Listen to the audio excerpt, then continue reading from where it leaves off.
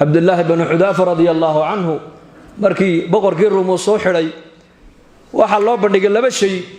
in boqortooyada Ruumta la kala badh la siiyo oo diinta islaamka uu ka baxo صحابي جليل تلميذ من تلاميذ محمد عليه الصلاة والسلام قسيس كيف أقول عيدا كنك وطا والنبي محمد أرضي ديسي أرضي كمدا حنقدلين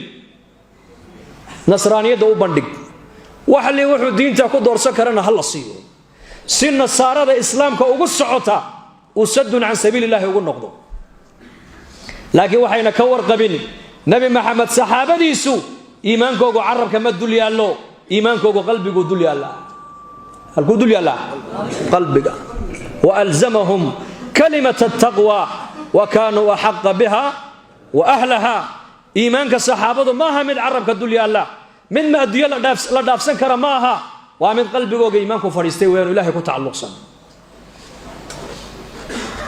هو يرى بقرك ما كلها تاين النصرانية دا سوى قلي boqortooyadeedana kala barkeed baan ku siinay markaas uu qoslay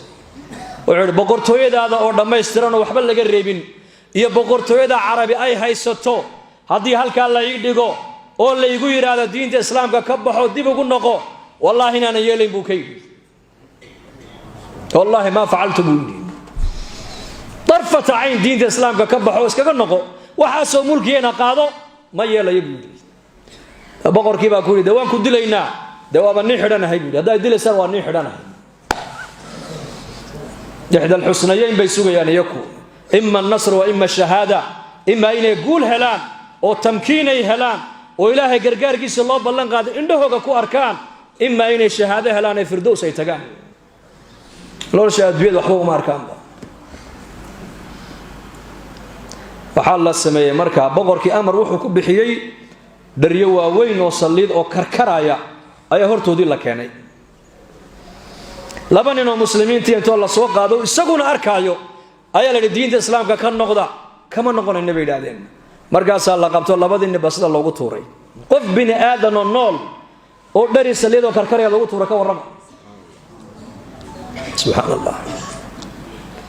isagii baa markaa la dul keenay oo xidhan ka noqo diinta islaamka oo nasraaniyada qaado markaas uu ma qaadanayo lilma ka daadatay markaas boqorkii lagu yiri hadduu cabsoodayo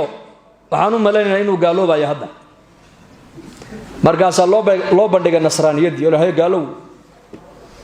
markaas uu ma gaaloobayo maxaa loo idaa lagu yiri markii dabka lagu dul keenay dhariga karkaraya hal nafba igu jirta way iga baxaysaa mar kaliya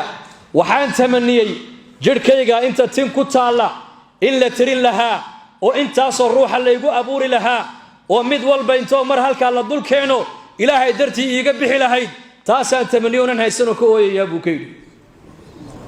naf kaliya maaha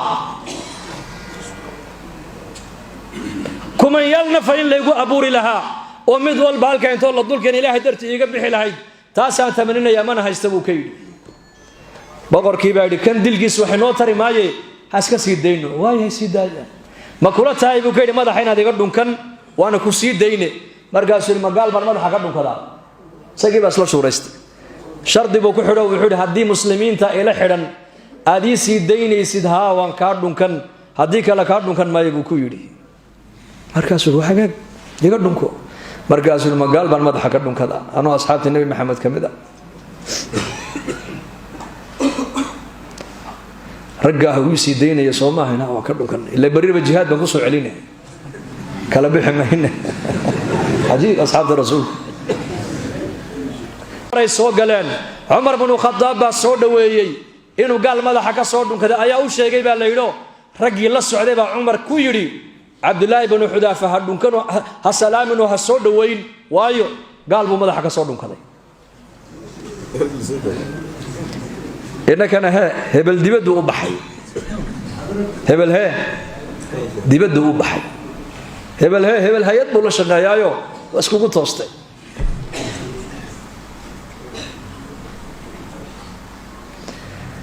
قالنا لا شقيسو ايا maanta muslimiinta horumar u arkaan